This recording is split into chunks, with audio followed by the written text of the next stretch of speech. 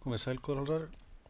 Ég ætla að taka hérna örstutt myndband og sem sýnir hvernig á að starta forriti í Assembly í MPLAB.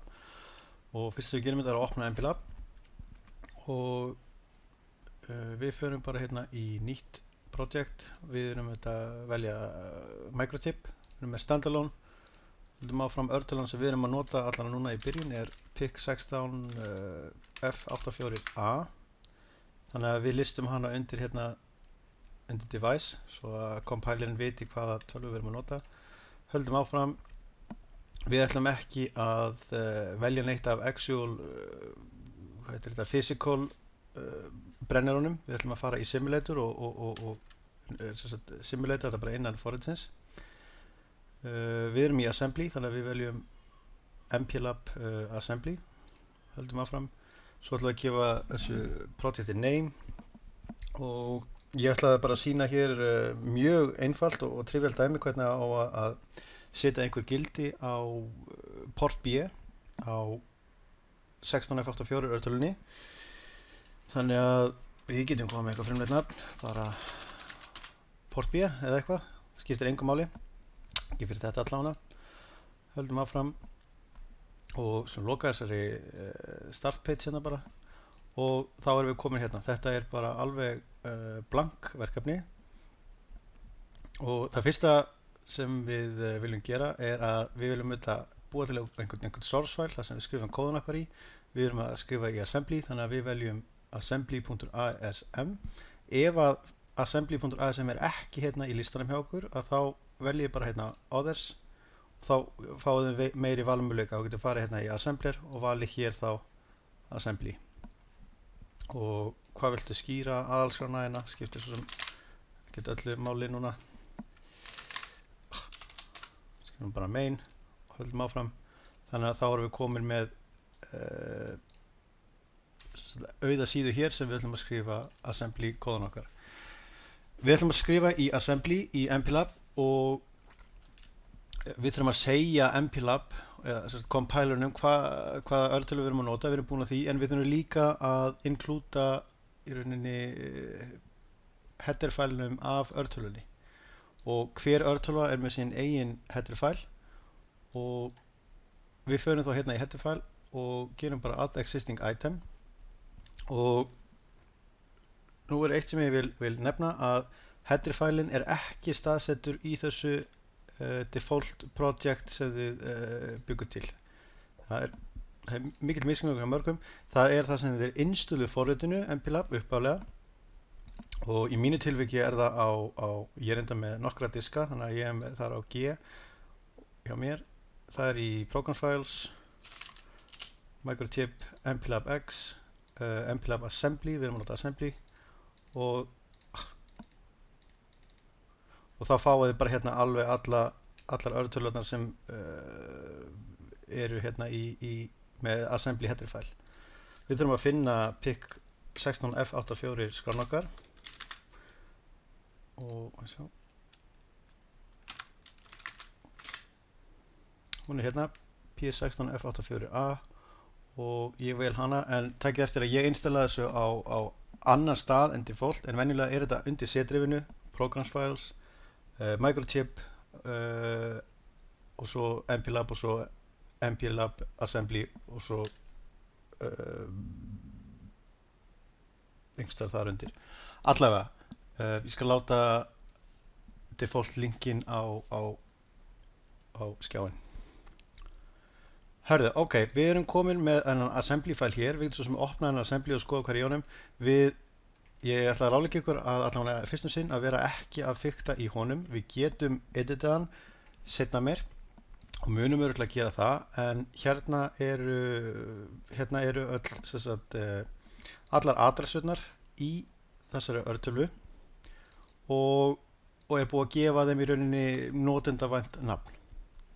Þannig að ef við myndum til dæmis sjá í datasítinu að þá á port B til dæmis, port A afsakið, að hann á sína adressu í minninu og hún er bara adressa 5 og í staðins þess að við séum að forrita endalaust með hex tölunum eða sem sagt, beinu memory location adressunum, að þá notum við hennan header file og þá getum við verið með miklu meiri upplýsandi nöfn. Þannig að þegar við vísum í port A í okkar kóða, að þá erum við bara að vísa í memory location 5.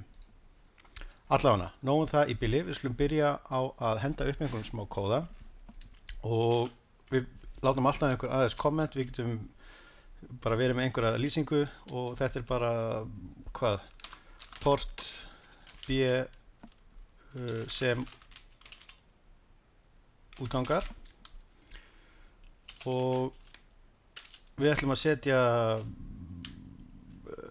setja bara eitthvað value á port B og þetta forritið á ekki að gera neitt annað en það. Ég ætla bara rétt að koma ykkur yfir það þröskuld að compila forritið og fá forritið sem virkar og þið getið svo byggt á það ef það er eitthvað óöruggum hvernig á að byrja.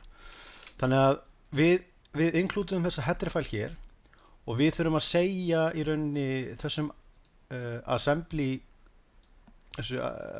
main forriti hér að við séum að inklúda hann hérna gaur. Þannig að við segjum hérna include p16f84a .include og þá erum við búin að segja strax það fyrsta sem við gerum að við segjum ég ætla að inklúda þessa skrá hérna í þessu skrifti hérna. Og svo þurfum við þetta að segja hvað við ætlum að byrja í minninu að lesa. Við ætlum að byrja á memory adressu 0. Við farið í gegnum þetta og það er alltaf einhver endi á forritinu. Þannig að hérna erum við komin með algjörlega basic uppsetningu. Og takk eftir að ég þarf ekki náttúrulega stöðugildi, ég þarf ekki að segja hvað hvað klukkan er hröð eða hvort ég ætla að watchdog timer eða svo framvegis, að því að við erum í simulation að þá gerir hún bara einhverja default uppsetningu fyrir okkur. Þannig að þetta er mjög hentugt fyrir það allar til að byrja með.